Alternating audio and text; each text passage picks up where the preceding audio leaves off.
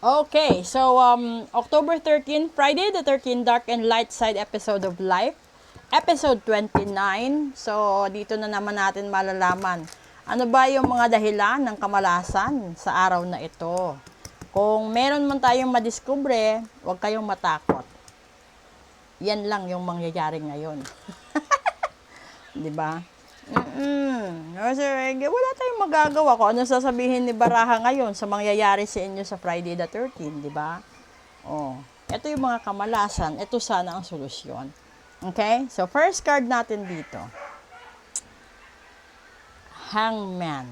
Oh, di ba? Hangman. Na ganon. Pangalawa, Knight of Swords. And pangatlo, the Chariot. Okay. Ito, una, no, ito sitwasyon kasi ng hangman, may hinihintay ka. May hinihintay ka. Pero hindi agad-agad ito na punta or nabalik or nakamtan. Yung hinihintay mo, kung sa pag-ibig ito, umaasa ka na babalik siya. 'Di ba? Siyempre, kasi yung sumusunod is Knight of Swords. So, ibig sabihin, umaasa ka logically at sa reasoning mo na babalikan ka niya. Pero dito naman sa dulo na baraha, kailangan mong tanggapin na tapos na at kailangan mong magsimula na ikaw na lang at wala na siya. Okay? So, sa mga umaasa na babalikan pa, sinasabi ng baraha ngayon, wag na daw muna kayong umasa sa araw na ito na babalikan kayo. Kasi, may matatapos at may magsisimulang relasyon.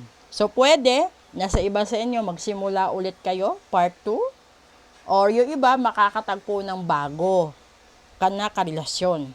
Yan yung mangyayari. At yan yung desisyon ngayon sa Friday the 13th. Sa inyo, ha? So, yan na yan. Ito naman, sa good side, kung ano naman mangyayari. Queen of Swords.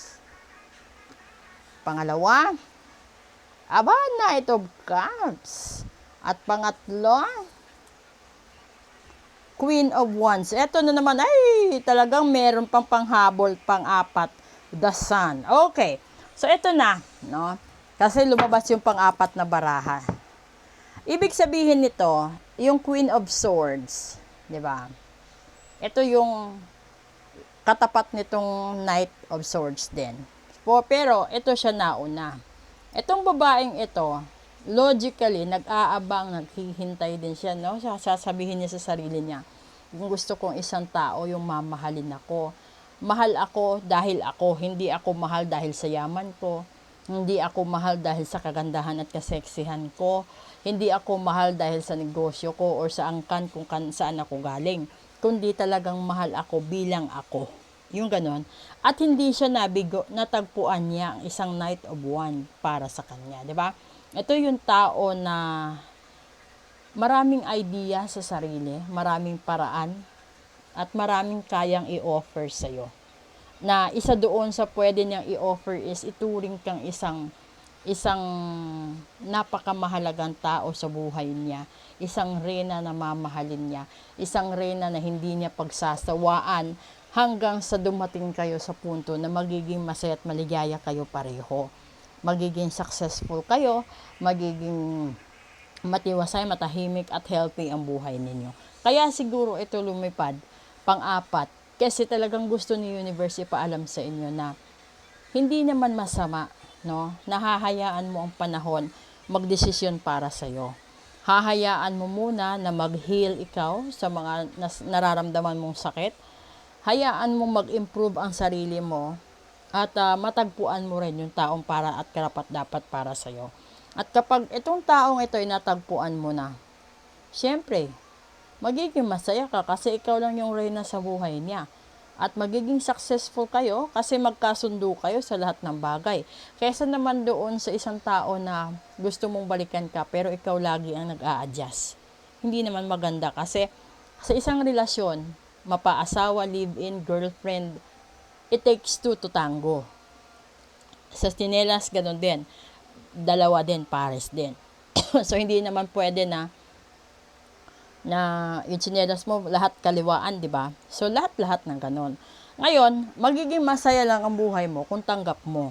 Tanggap mo kabiguan mo, tanggap mo yung mga leksyon na natutunan mo, at willing ka namang magbago.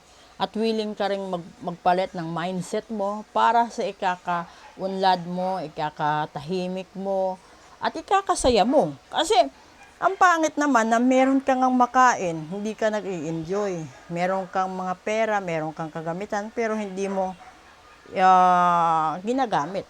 Dahil nilulugmok mo sarili mo sa kalungkutan. Which is, kalungkutan will pass. Kalungkutan will be soon a memory and a history. So, every day you have to be thankful to God and to the universe that you still live and you still have a chance, to change and whatever, choose the life that you wish to have. Not just with the love situation, but in within yourself, spiritually, financially, emotionally, you have to set it free. Okay? So, sana, ito na yung pinakamaganda. Sana, matuto na tayong lahat, di ba? Magandang hapon po sa inyong lahat. Thank you!